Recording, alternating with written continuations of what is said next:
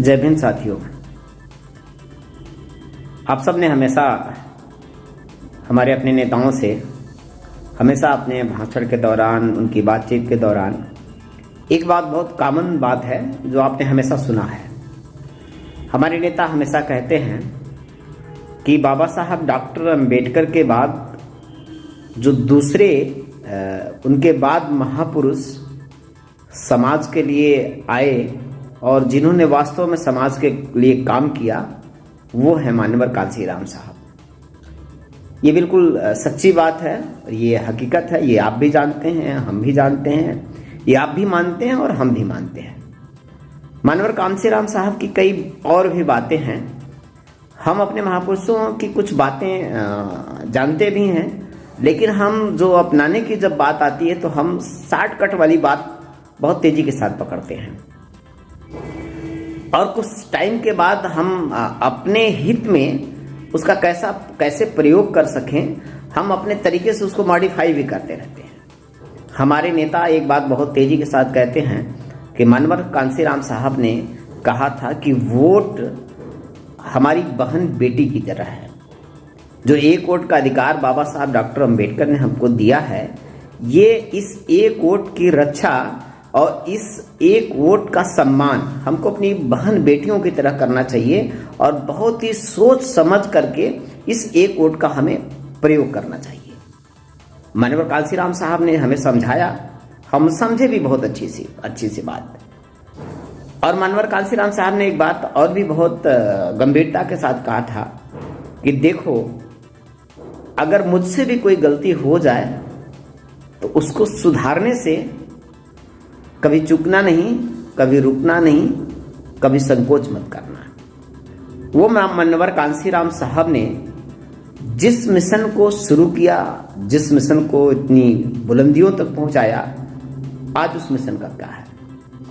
हमारे बहुत सारे हमारे जो स्थापित नेता हैं, वो ये बात बार बार कह रहे हैं कि जो लोग छोटे संगठन हैं या छोटी दलित समाज के लिए नेतृत्व करने वाले और लीडर्स जो उभर रहे हैं, तो उनको ये कह रहे हैं कि ये वोटों को बांटेंगे और ये सौदा करेंगे। जब मानवर कांसीराम साहब ने कहा कि वोट हमारी बहन बेटी की तरह है, तो बहुत सीधी बात है कि जब बहन बेटी की तरह है हमारा वोट, तो हम अपनी बहन बेटी की आबरू, जब हम वोट को समझते हैं तो हमको अपनी वोट की सुरक्षा करना चाहिए। हमें उनसे जो एक वोट बेचता है उसके ऊपर 10 आरोप लगते हैं, लेकिन जो होलसेल में वोट बेच रहा है, जो लखनऊ में दुकान लगा करके, दिल्ली में दुकान लगा करके, वहां से टिकट के नाम पे होलसेल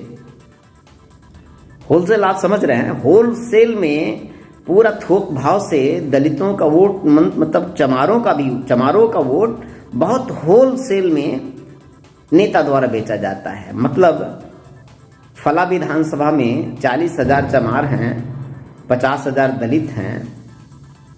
चमार चूंकि मैक्सिमम जगहों पे ज़्यादा रहते हैं, 40,000 चमार हैं, तो नेता द्वारा आजकल लोगों को क्या समझाया जाता है कि 40,000 वहाँ पे चमार हैं, हम टिकट तुमको दे देंगे, तुम चुनाव जीत जाओगे।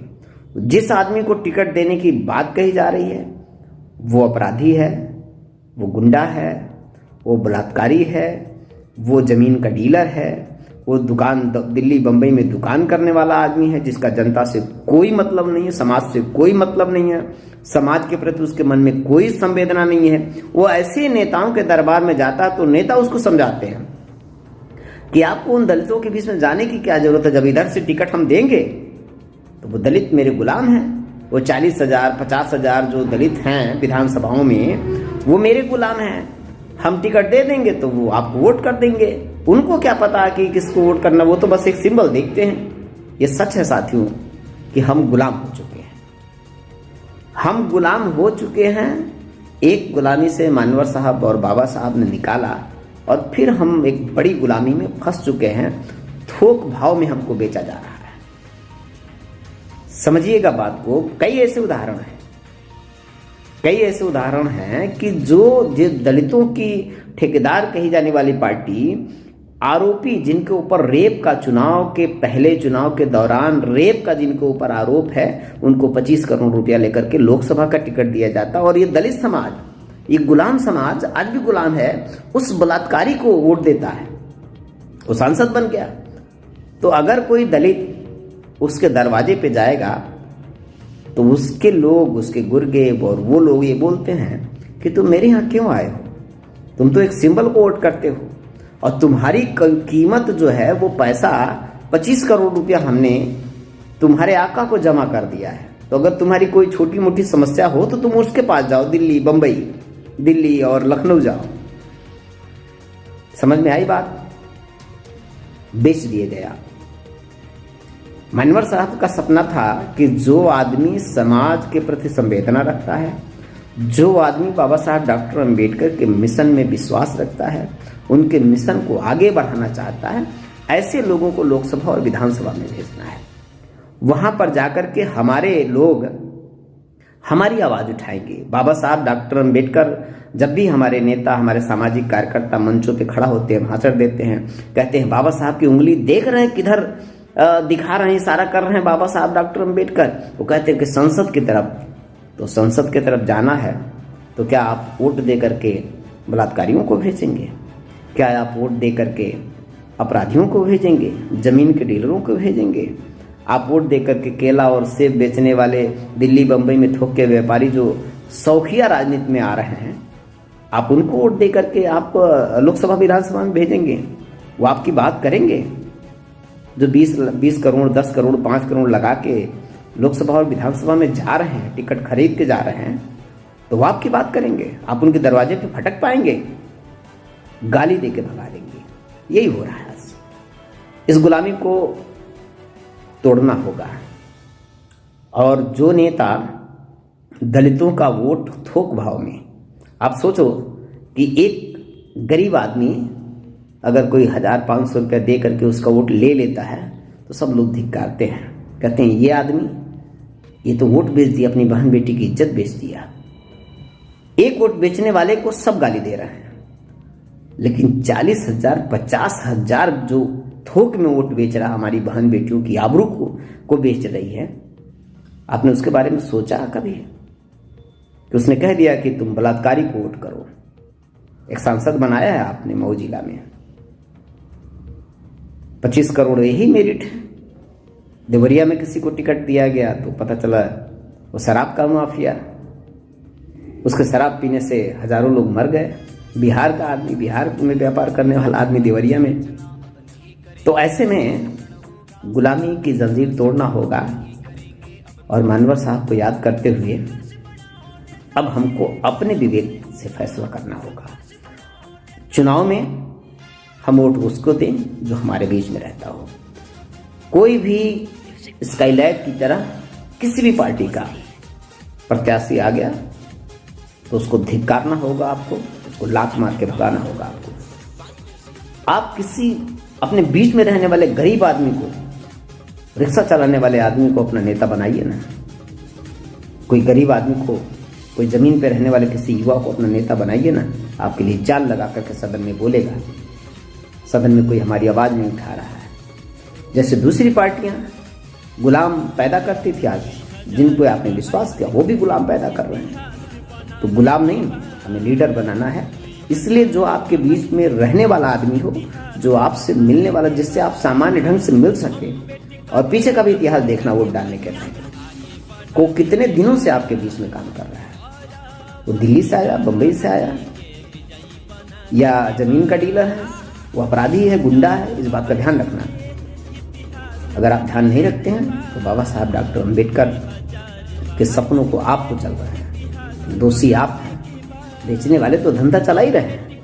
जब उनका धंधा डाउन हो रहा है तो कह रहे हैं अरे बड़ी छोटी छोटी पार्टियां बन रही हैं। वो छोटी पार्टियों को दोषी दे रहे हैं। आपको पता है, एक मोहल्ले में जब एक दुकान होती है तो दुकानदार तानाशाहियत दिखाता है, तानाशाह रहता है, मुंह मांगी कीमत मांगता है। आप नहीं देते हैं तो आपके हाथ से सामान छीन लेता है। लेकिन उसी दुकान मोहल्ले में अगर 4 दुकानें खुल जाएं तो 4 के चारों दुकानदार हाथ जोड़ के आपके सामने खड़े रहेंगे, हमारी दुकान पे आइए, हमारी दुकान पे आइए, या हम आपके घर सामान पहुंचा रहे हैं, इसीलिए जब आपके लीडर ज़्यादा होंगे तो उन लीडरों में भी कंपटीशन होगा और हर लीडर ये कोशिश करेगा कि आपकी पीड़ा पे पहले वो आवाज़ उठाए और आपकी पीड़ा पे पहले आप तक पहुँचे और आपकी आवाज़ वो पहले बने। इसलिए समाज को एक नहीं अनेक लीडर चाहिए, समाज को एक संगठन नहीं अनेक संगठन चाहिए, समाज को एक पार्टी नहीं अनेक पार्टियां चाहिए, तब जाके उसमें समाज का लाभ है। मानवर कांशीराम साहब कहते थे कि हमको मजबूत नहीं मजबूर सरकार चाहिए। मतलब नेता मजबूत नहीं होना चाहिए, नेता हमेशा मजबूर होना चाहिए, उसके सामने डर होना चाहिए। जब नेता के सामने डर नहीं होगा तो आपको सड़क पर खड़ा करके बेचेगा, टिकट के नाम पे 5 करोड़ 4 करोड़ 2 करोड़ 10 करोड़ लेकर के। जिस वोट को मानवर कांशीराम साहब ने हमें समझाया कि हमारी बहन बेटी की आबरू है, वो बंगले में बैठ करके हमारी बहन बेटी की आबरू 4 करोड़ 5 करोड़ टिकट नहीं, वो हमारी बहन बेटी की आबरू बेची जा रही है। इस बात को आप गंभीरता से समझिए और आप फैसला लीजिए। आपके साथ रहने वाला, आपके बीच रहने वाला व्यक्ति जो हो उसको आपको विधानसभा में भेजना है, लोकसभा में भेजना है, अपना प्रतिनिधि चुनना है। साथियों, गंभीरता से इस बात पे सोचिएगा। मुझे किसी से विरोध नहीं है, लेकिन सच जो है वो मैं कह रहा हूँ और आप भी सच्चाई को थोड़ी सी कुंठा से बाहर होकर के सोचिएगा। जो मैं कह रहा हूँ उसमें दम है और कितना दम है। इसलिए समाज को बचाना है तो हमें लीडर ज़्यादा से ज़्यादा पैदा करना होगा। जय भीम।